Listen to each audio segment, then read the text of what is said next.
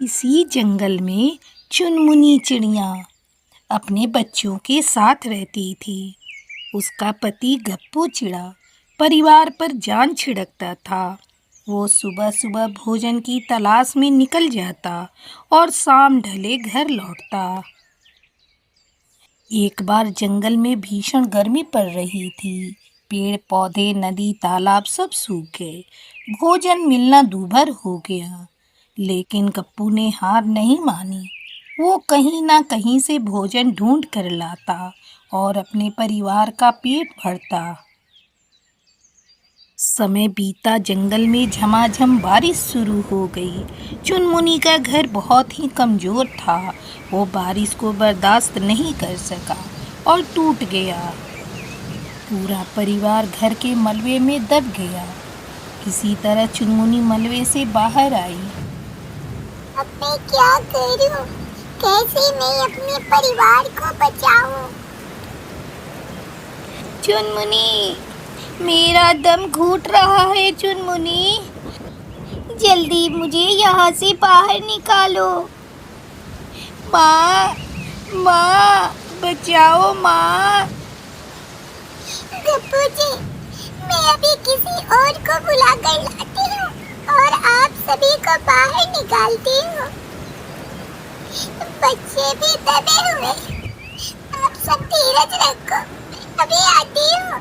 चुनमुनी अपने पड़ोसी कालू कौवा के घर गई। कालू भैया, अरे ओ कालू भैया, दरवाजा खोलो। क्या है रे चुनमुनी? इतनी तेज बारिश में मुझे क्यों पुकार रही हो? कालू भैया, मेरे परिवार पर मुसीबत आ पड़ी है।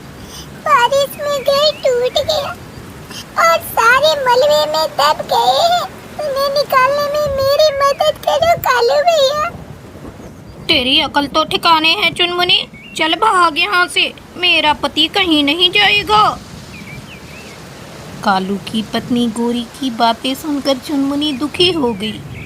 वो चंदू कबूतर के घर गई। चंदू भैया, अरे वो चंदू भैया, मेरे बच्चों को बचा लो, मेरे पति को बचा लो। अरे ओ चुनमुनी, मुझे मरना है क्या? चल भाग यहाँ से, मैं नहीं जाऊंगा तेरे साथ। चुनमुनी चिड़िया की किसी ने भी मदद नहीं की। रोती बिलखती चुनमुनी लौट आई। उसने बहुत जोर लगाकर मलबे को हटाया, लेकिन गप्पू को देखकर वो दहाड़े मारकर रोने लगी। गप्पू जी, किसी ने भी मेरी मदद नहीं की, कोई नहीं आया। मेरा मन खट्टा हो गया। अब हम इस जंगल में नहीं रहेंगे। गप्पू ने कोई आवाज नहीं दी। उसकी सांसें थम चुकी थी, लेकिन इस बात का पता चुनमुनी को नहीं था। वो बच्चों को लेकर पास वाले जंगल गई, लेकिन उसे क्या पता था कि मुसीबत यहाँ भी उसका पीछा कर रही है। एक खूंखार चील ने उसकी गोद से उसकी एक बच्ची को छीन कर ले गया। चुनमुनी ने चील का पीछा किया, पर सब बेकार। वो वापस लौट आई। अपने फूटे हुए किस्मत पर आंसू बहाने के सिवा चुनमुनी के पास कोई दूसरा चारा नहीं था। वो फूट फूट कर रो रही थी। उसी समय आकाश मार्ग से महर्षि नारद गुजर रहे थे। उन्होंने चुनमुनी के रुदन को सुना। वो उसके पास आए।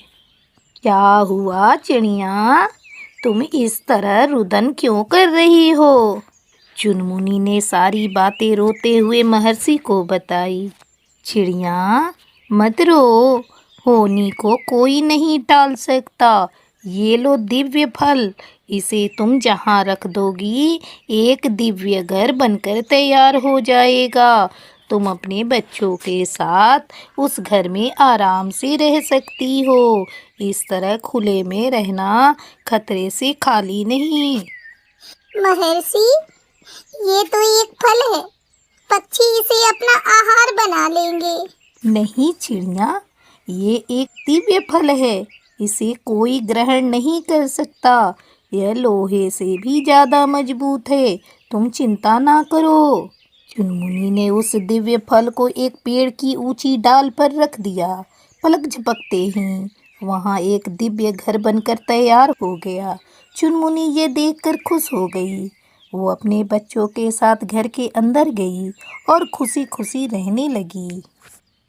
प्यारे दोस्तों, इस कहानी से हमें यही सीख मिलती है कि हमें आसपास रहने वाले पड़ोसियों की कभी भी कोई मुसीबत पड़े तो उनकी मदद करनी चाहिए। यही एक सच्चे पड़ोसी का धर्म होता है। प्यारे दोस्तों, ऐसी ही अच्छी अच्छी शिक्षाप्रद कहानियों को देखने के लिए हमारे चैनल को सब्सक्राइब करें। दोस्तों, अगर अभी तक आपने हमारे चैनल को सब्सक्राइब नहीं किया तो जल्दी से सब्सक्राइब कर दो और बेल आइकॉन को दबा दो। वीडियो को देखने के लिए आपका धन्यवाद।